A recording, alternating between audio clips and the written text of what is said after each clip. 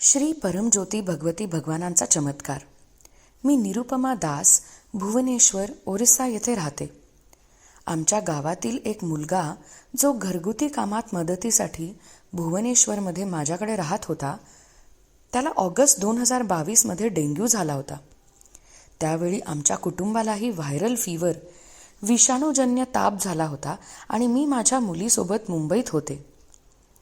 माझ्या पतीने सुरुवातीला 5 दिवस त्याच्यावर व्हायरल फीवरसाठी उपचार केले, कारण त्याला अंगदुखी आणि उलट्यांचा तीव्र त्रास होत होता. 5 दिवसानंतर त्याला डेंग्यू असल्याचे निदान झाले आणि त्याची प्लेटलेट संख्या 55,000 होती, जी एका दिवसात अजून कमी होऊन 40,000 वर आली. त्याला उपचारासाठी तातडीने रुग्णालयात दाखल करण्यात आले. तिथे डेंग्यूच्या रुग्णांची मोठी गर्दी होती आणि प्लेटलेट्सचा तुटवडा होता. डॉक्टरांनी आम्हाला सांगितले की जर प्लेटलेटची संख्या 10,000 पर्यंत खाली आली तरच प्लेटलेट्स वाढवल्या जातील. माझे पती हतबल झाले होते आणि मला त्या मुलासाठी खूप काळजी वाटत होती. अत्यंत व्याकुळ अंतःकरणाने मी श्री परमज्योती भगवती भगवानांना त्याचे प्राण वाचवण्यासाठी खूप प्रार्थना केली. मी एक नवस केला आणि पूर्ण श्रद्धेने प्रार्थना माझी सुरूच ठेवली.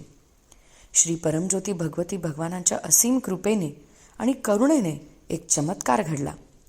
रुग्णालयात दाखल केलेल्या 3 दिवसातच त्याची प्लेटलेटची संख्या 1,10,000 पर्यंत वाढली आणि पुढील 2 दिवसात ती 1,90,000 पर्यंत पोहोचली.